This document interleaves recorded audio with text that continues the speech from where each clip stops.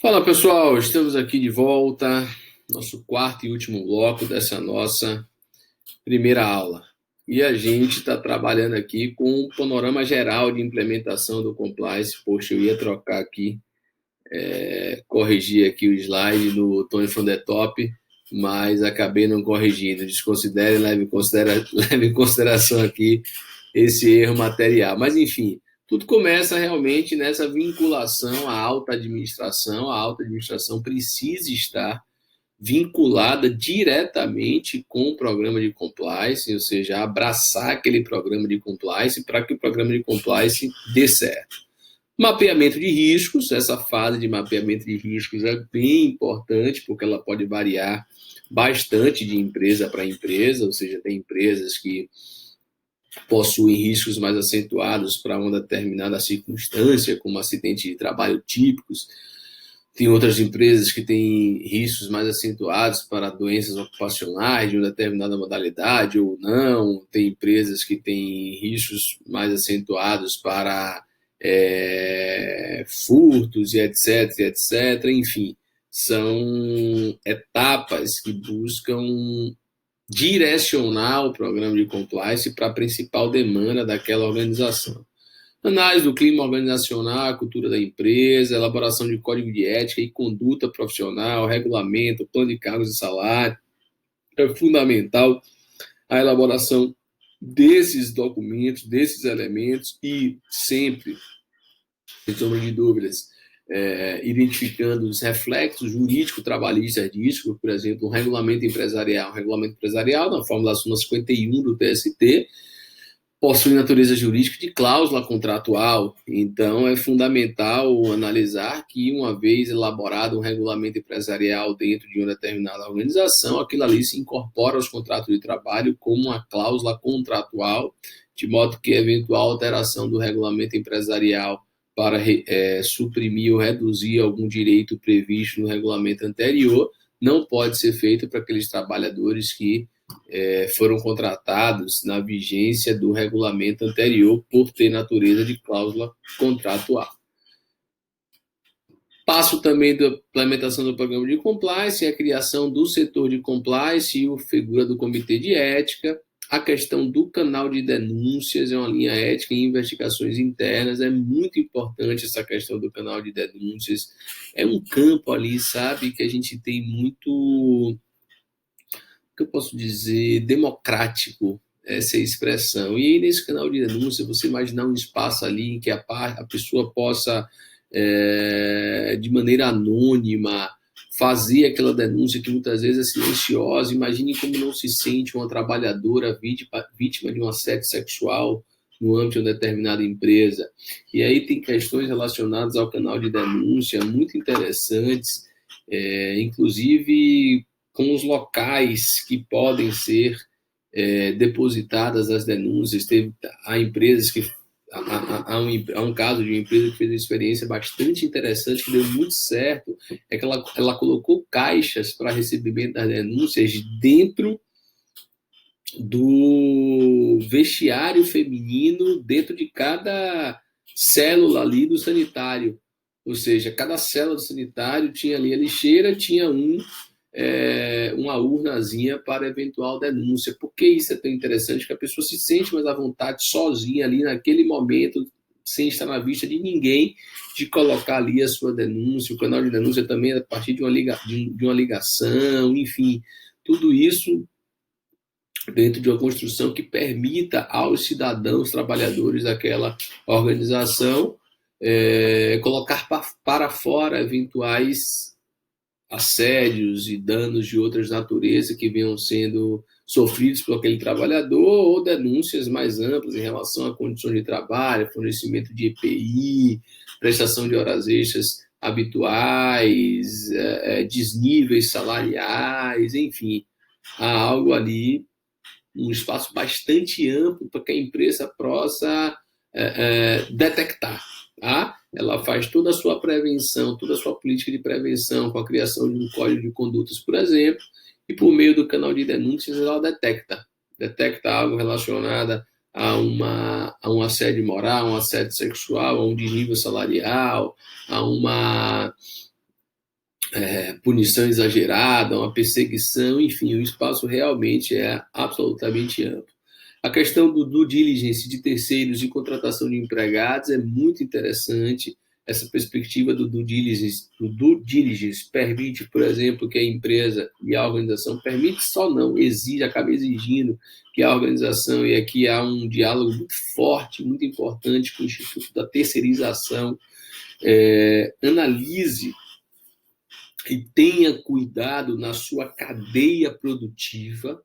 É extremamente importante que a organização tenha cuidado na sua cadeia produtiva para a gente não chegar a situações como já identificamos no nosso país e, infelizmente, volta e meia, identificamos novamente de redução de trabalhadores a condições análogas às de escravo, sobretudo ali em confecções, em empresas vendedoras de roupas. Nós tivemos o caso da Zara, tivemos o caso da Levis Blanc, tivemos o caso,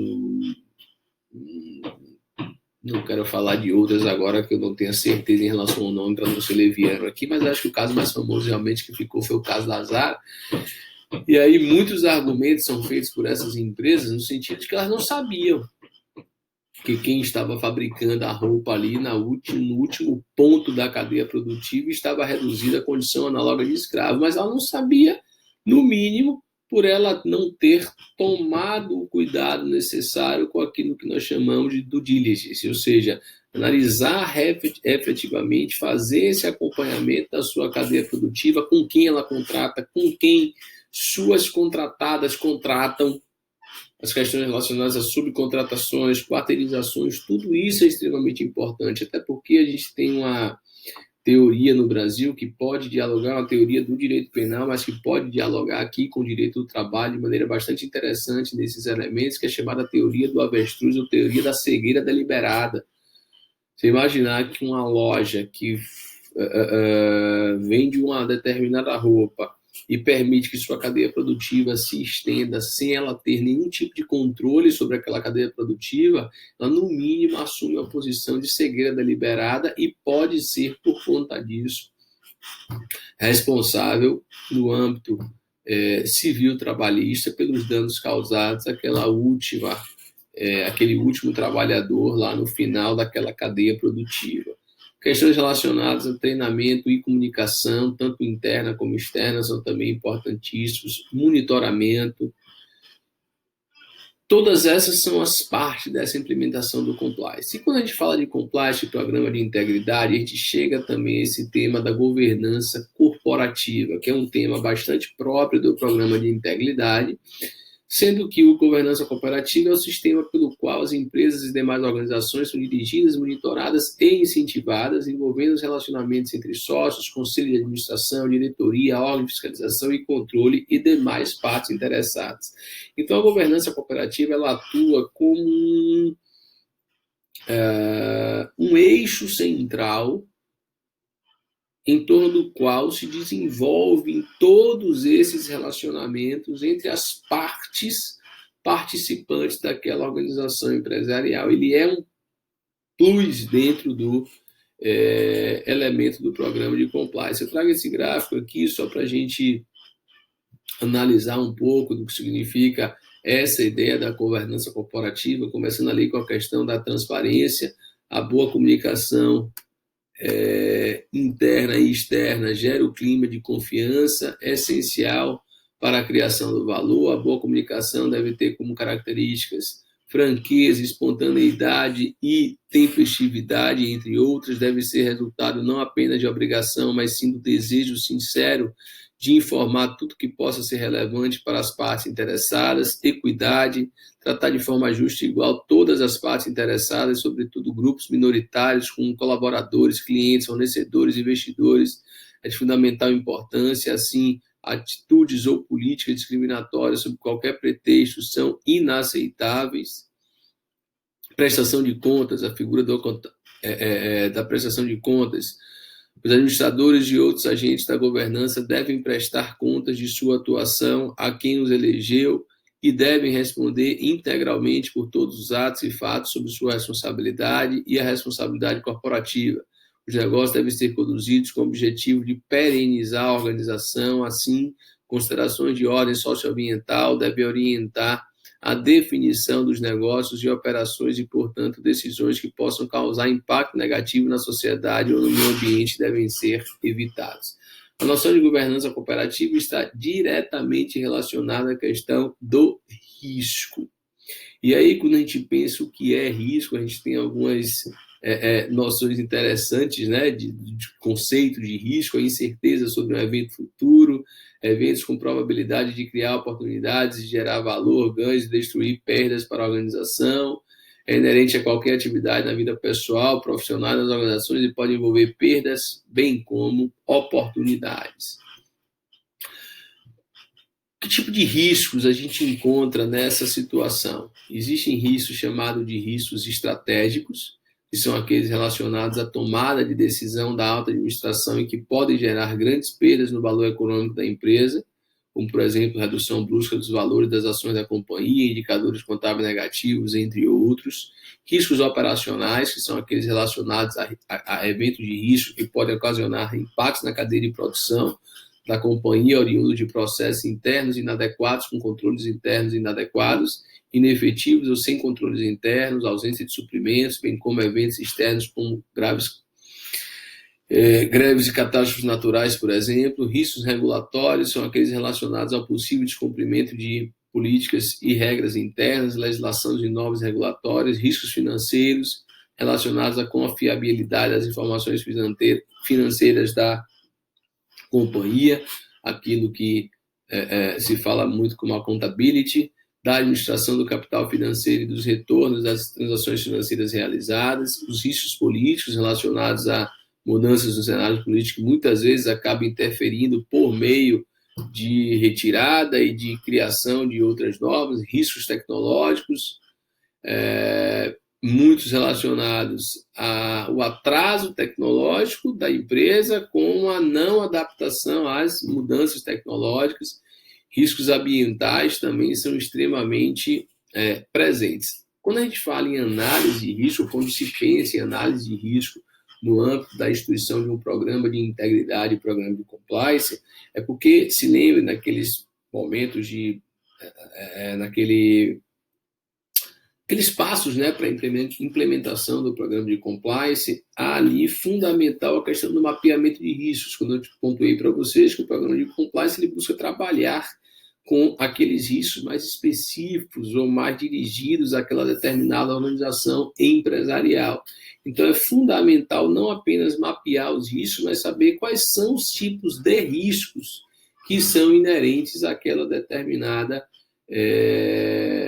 aquele determinado ramo de desenvolvimento econômico, aquela determinada organização. Isso é muito importante dentro da construção do próprio programa de integridade, porque o programa de integridade ele acaba se construindo e se materializando ao longo do tempo, se perenizando a partir vinculado a esses riscos que existem no âmbito daquela determinada organização. Então, existem riscos estratégicos, de comunicação, operacionais, riscos de conformidade. Esse gráfico aqui é interessante dentro daquilo que os programas de integridade chamam de apetites, ou apetite a riscos, né?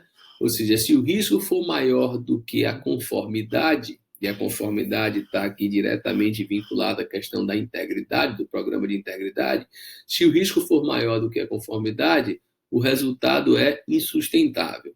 Se o risco for menor do que a conformidade, o resultado é insuficiente. O risco tem que ser igual à conformidade, quando, nesse caso, se tem um resultado chamado de resultado sustentável.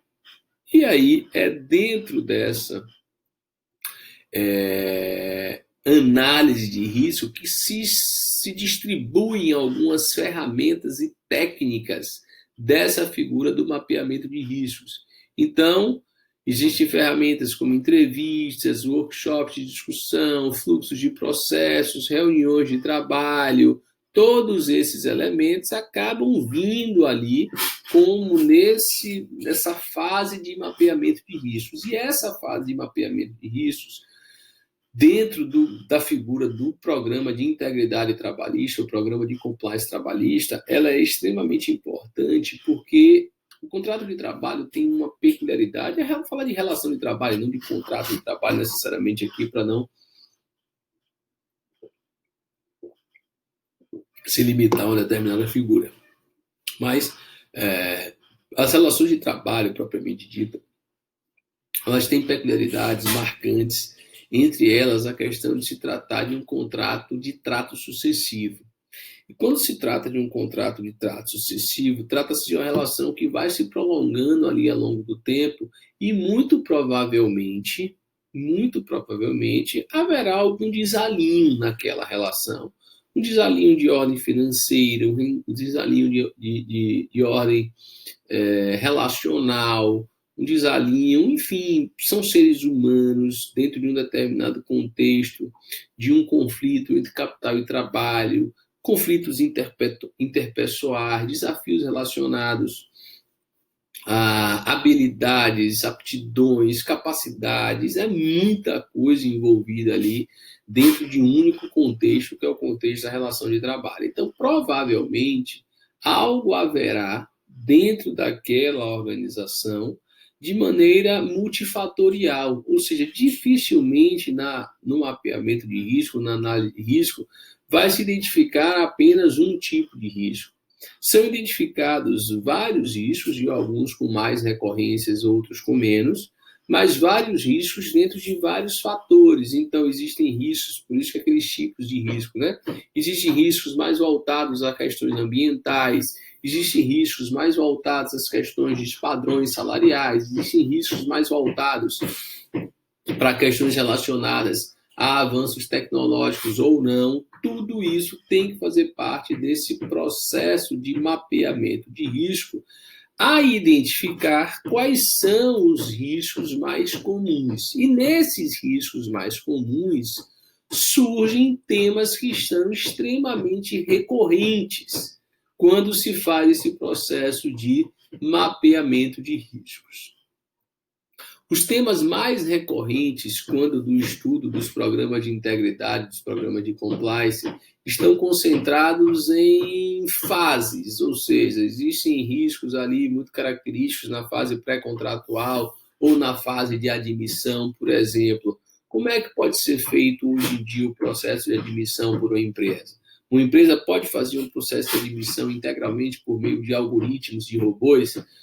Quem assistiu aí o curso que a gente teve a oportunidade de trabalhar sobre direito digital, viu lá quando eu trouxe alguns elementos de algumas seleções de empregados feitas por robôs, já gerando alguns desalinhos com a organização empresarial. Como é que um trabalhador pode trazer à tona, no âmbito de uma ação judicial, uma discriminação sofrida por um robô em uma seleção, em uma determinada seleção perante aquela empresa? Isso pode acontecer ou não? Como é que se prova isso? Então, questões relacionadas ali à admissão, que tipo de documentação se pode exigir, que tipo de pergunta pode ser feita ao trabalhador. O que é que vocês acham em relação hoje a uma ficha de cadastro, uma ficha de contratação, em que se pergunte orientação sexual, em que se pergunte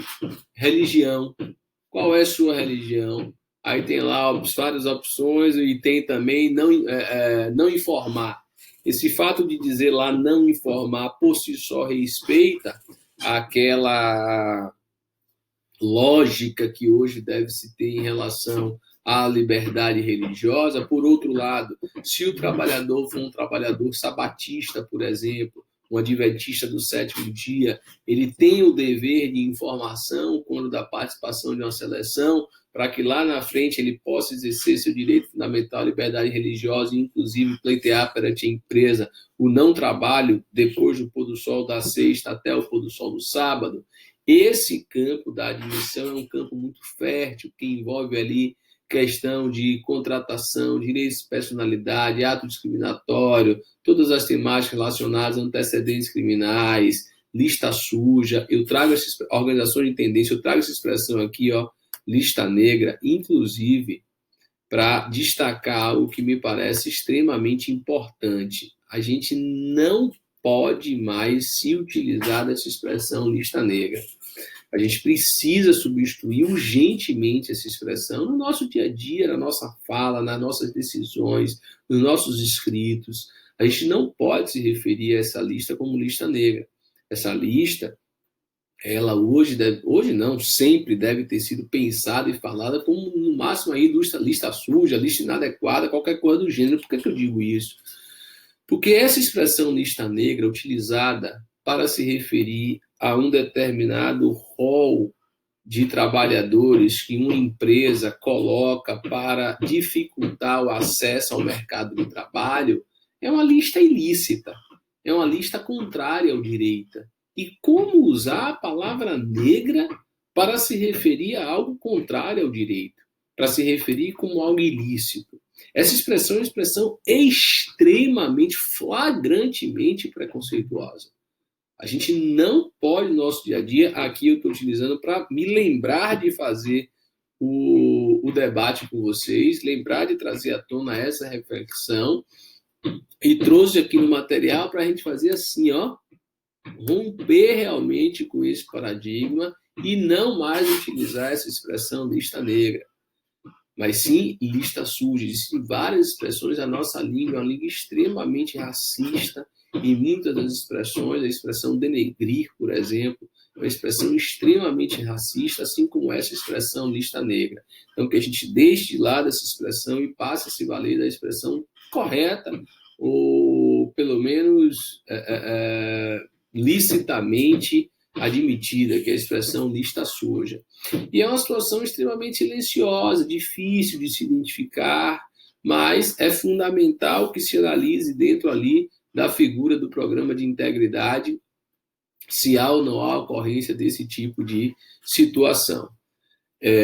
Temas também relacionados a registro de pontos, jornada de trabalho, qual é a forma de compensação que pode ser feita, as questões relacionadas à prestação de horas extras, acima de 2 horas extras diárias ou não, se o banco de horas a ser instituído naquela empresa é um banco de horas anual, semestral, ou um acordo mensal, tudo isso aqui também pode surgir nesse momento, questões relacionadas a folha de pagamento, com modelo de remuneração, existência ou não de planos e cargos e salários, questões relacionadas à equiparação salarial, à substituição da expressão mesma localidade por mesmo estabelecimento, o que é que isso, de que forma isso impacta no âmbito daquela organização empresarial, diversos temas relacionados à segurança e medicina do trabalho, análise e cumprimento das normas regulamentares, a figura do Programa de Controle Médico de Saúde Ocupacional, PCMSO, Programa de Prevenção dos Riscos Ambientais, PPRA, Perfil Profissiográfico Previdenciário, PPP, a questão da Comissão Interna de Prevenção de Acidentes, as questões relacionadas ao trabalho das gestantes e lactantes em ambientes insalubres, inclusive com o diálogo com a ADI, a questão relacionada à figura do autônomo exclusivo previsto no 442B da CLT, inserido lá pela Lei 13.467 de 2017, a questão da terceirização e a cadeia produtiva, que traz à tona a temática do due diligence, como já apontei para vocês, temas relacionados à rescisão do contrato de trabalho, relações sindicais, enfim, são diversos os temas correlatos dentro do mapeamento de risco, dentro das etapas necessárias ao cumprimento e à construção de um programa de integridade para que a gente chegue a uma noção realmente completa lê-se teórica e prática daquilo que chamamos de compliance trabalhista. De modo que, e aí, seguindo, relações interpessoais, assédio moral e sexual, questão das ações trabalhistas, demais questões de departamento pessoal, enfim, tudo isso aqui são os temas mais recorrentes, são temas que eu vou deixar como uma ponte para a nossa segunda parte da aula, quando a gente vai trabalhar a partir de pontos específicos ou temas específicos muito recorrentes nos programas de integridade, no programa de compliance, para saber até de que maneira os programas de compliance e integridade podem atuar na prevenção, detecção e repressão a essas condutas e quais os reflexos que esse programa de compliance, que existia e na prática era efetivo, podem gerar no âmbito de uma ação judiciária em trâmite na Justiça do Trabalho. Eu vou parar essa nossa primeira aula aqui, então, e vou voltar na nossa próxima aula com essa temática específica desses temas que separei para vocês, a começar da figura do assédio do Struenia, chamada gestão por estresse, para a gente analisar alguns temas específicos, recorrentes e importantes dentro da sistemática, dialogando com a sistemática geral do programa de compliance trabalhista. Ficou, então, essa primeira aula mais para essa base inicial e teórica dos elementos gerais de compliance. Na segunda aula, foi assim que eu tinha pensado em curso, e graças a Deus deu certo. Na segunda aula, a gente vai para exemplos práticos, casos práticos, situações, temas práticos sobre os quais a gente pode dialogar com a questão do compliance trabalhista. Obrigado pela paciência aí, grande abraço para todos vocês. A gente volta em breve com a nossa segunda aula e última já desse nosso mini curso sobre compliance trabalhista. Grande abraço, gente.